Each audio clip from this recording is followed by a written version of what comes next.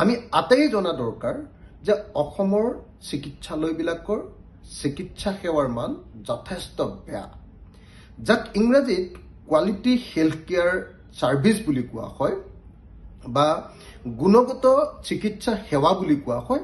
অসমৰ চিকিৎসালয়বিলাকত এতিয়ালৈকে গুণগত সেৱা নাই বুলি ক'ব পাৰি। বহুত কম গুণগত সেৱা আমি লাভ কৰোঁ।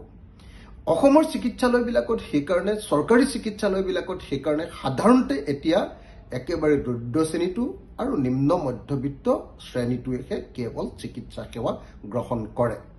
সেইকাৰণে যদি চৰকাৰী চিকিৎসা সেৱাৰ মান বৃদ্ধি কৰা হয় বা চৰকাৰী চিকিৎসালয়ত যিকোনো এটা সাৰ্ভিসৰ মান বৃদ্ধি কৰি দিয়া হয়, মাচুল বৃদ্ধি কৰি দিয়া হয়, এটো হল ডাইৰেক্টলি জনগণৰ ওপৰত ৰামটাউন। মই সেইকাৰণে এই মুহূৰ্তত অসম চৰকাৰৰ দাবী উত্থাপন কৰিছো।